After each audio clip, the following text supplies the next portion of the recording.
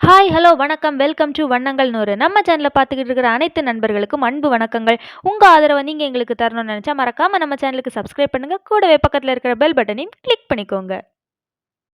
இன்னைக்கு நாம் ரொம்பவே டேஸ்டான கேப்பச்சினோ காப்பி எப்படி வீட்டிலேயே செய்கிறதுன்னு தாங்க பார்க்க போகிறோம். கேப்பச்சினோ செய்கிறதுக்கு 2 ஸ்பூன் அளவுக்கு காஃபி பவுடர் எடுத்துக்கோங்க. நீங்கள் எந்த பிராண்ட் வேணாலும் எடுத்துக்கலாம். நாங்கள் இன்னைக்கு 2 ஸ்பூன் அளவுக்கு ப்ரூ காஃபி பவுடர் எடுத்திருக்கோம். இதுக்கு கூடவே 2 ஸ்பூன் அளவுக்கு சர்க்கரை சேர்த்துக்கோங்க.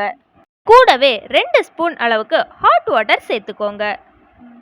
தண்ணீர் நல்ல சூடா இருக்கணுங்க. அப்பதான் இது சரியா மிக்ஸ் ஆகி நல்ல ஒரு பதத்துக்கு வரும். இனி இதை நாம ஸ்பூன் வச்சு லைட்டா மிக்ஸ் பண்ணி எடுத்துக்கலாம்.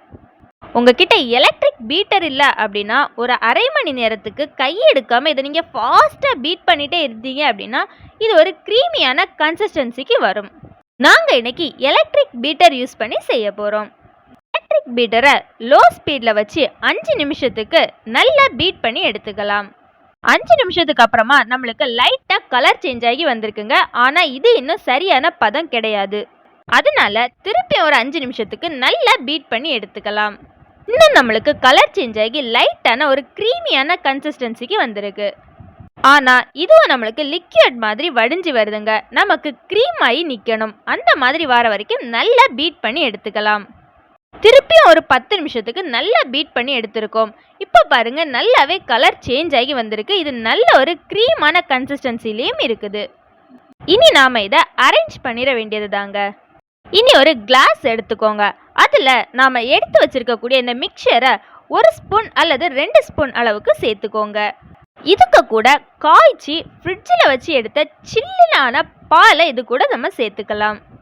அப்படி இல்லாட்டி நீங்கள் காய்ச்சின பாலை சாதாரணமாக சேர்த்துட்டு கூடவே ஐஸ் கியூப்ஸ் கூட சேர்த்துக்கலாம். உங்களுக்கு காஃபி ஃப்ளேவர் ரொம்பவே பிடிக்கும் அப்படின்னா நீங்கள் இந்த மிக்சரை கொஞ்சம் அதிக அளவில் சேர்த்துக்கலாம். இல்லை லைட்டாக தான் பிடிக்கும் அப்படின்னா நீங்கள் குறைந்த அளவில் சேர்த்துக்கோங்க. இனி உங்கள் டேஸ்ட்டுக்கு ஏற்றாப்புல கொஞ்சமாக சுகரும் சேர்த்துக்கோங்க. இனி இந்த சுகர் க்ரீம் எல்லாமே மிக்ஸ் ஆகிற மாதிரி நல்லா மிக்ஸ் பண்ணி எடுத்துக்கலாம். இந்த க்ரீம் நமக்கு பால் கூட நல்லா கரைஞ்சி கிடைக்கணும். நல்லா இந்த க்ரீம் பால் கூட கரைஞ்சதுக்கு அப்புறமா மேலே லைட்டாக கொஞ்சமாக க்ரீமை சேர்த்துக்கோங்க. இந்த மாதிரி நாம் சேர்க்கும்போது பார்க்குறதுக்கு கொஞ்சம் அழகாக இருக்கும். ஃபைனலாக இதுக்கு கூட மேலே கொஞ்சமாக சாக்லேட் பவுடர் அல்லது சாக்லேட் சிரப் உங்களுக்கு என்ன பிடிக்குமோ அதை நீங்கள் சேர்த்துக்கலாம். நாங்கள் இதில் சாக்லேட் துருவல் சேர்த்துருக்கோம். நீங்கள் இதில் காஃபி பவுடர் கூட மேலே லைட்டாக தூவி விட்டுக்கலாம். இதில் நாம் ப்ரூ காஃபி பவுடர் சேர்த்துருந்தாலும் இதை நாம் க்ரீமியாக செஞ்சு குடிக்கிறனால இது ப்ரூ காஃபியை விட ரொம்பவே டேஸ்ட்டாக இருக்குங்க. நிறைய பேர் ஸ்பூன் வச்சு செஞ்சாலே 10 நிமிஷத்தில் செஞ்சிடலாம் அப்படின்லாம் சொல்லுவாங்க. ஆனால் கண்டிப்பாக அது முடியாதுங்க.